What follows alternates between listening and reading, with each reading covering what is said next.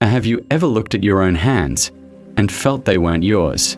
Like you're trapped behind glass, watching your entire life unfold as a spectator. This isn't just an odd thought. It's a genuine, terrifying reality for millions. They are mentally exiled from their own bodies. We call this state depersonalization. And here's the most disturbing part. Science still can't fully agree on why this happens. Is it a mistake, a defense mechanism, or something far more profound? Today, we dive into the core conflict. Why does your brain suddenly decide to disconnect you from reality? First, here is the problem. Your mind detects an overwhelming threat, stress, trauma, or panic. It tries to save you by pulling the ultimate emergency brake. As scientists call this the dissociation mechanism. The brain's goal is to make the experience feel less real, thereby numbing the emotional pain. It's supposed to be a temporary shield, but the shield breaks.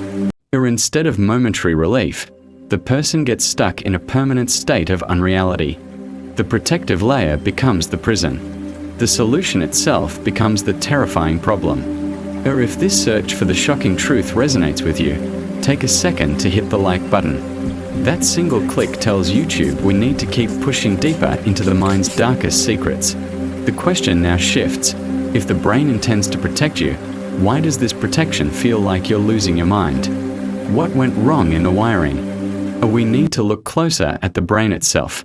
Let's attempt the impossible goal, unraveling the neural activity behind this loss of self.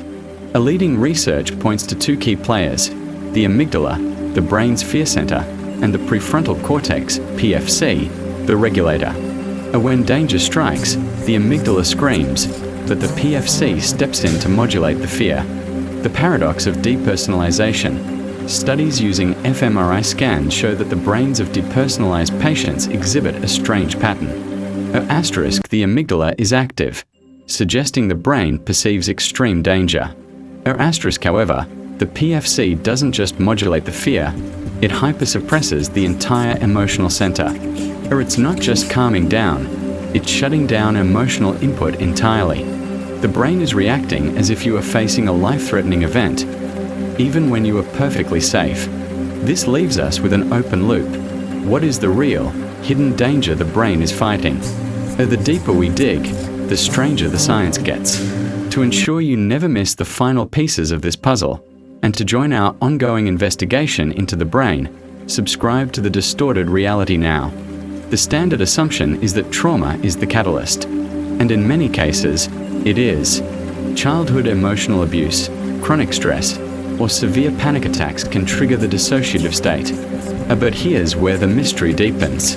The medical literature is full of patients who develop depersonalization without any clear trigger. No panic attack, no accident, no physical trauma, just a sudden, inexplicable loss of self one morning. One patient described it as, "I woke up and the world was flat." Or if the brain isn't protecting them from an external threat, then what is it doing? Is the brain manufacturing a threat internally? This brings us to the most unsettling new theory emerging from psychology. Let's take the final, uncomfortable step of our investigation. The emerging scientific perspective suggests that depersonalization might not be an accidental malfunction. It might be the brain's attempt to avoid deep psychological truth. Think of it as avoidance, maximized. The theory states, there is a deeply painful, unresolved, or unacceptable emotional reality hidden in the unconscious, an emotional sinkhole. If the conscious mind were to fully acknowledge this truth, the psychological system would collapse. The brain's executive decision is terrifyingly simple. You are not ready to feel this reality. Therefore, I will make reality feel unreal. It disconnects yourself, the observer, from your life, the observed, to keep that core truth safely suppressed. This is psychological armor. So the goal shifts from fixing the break to finding the message. Or if the cure isn't about repairing damaged circuits, but about confronting a hidden truth, then we are left with the definitive two-part question. Is depersonalization a disorder or a deeply protective message? If you want to continue this journey and finally decode what your brain is trying to tell you, make sure you hit the subscribe button and the notification bell, because this is just the beginning.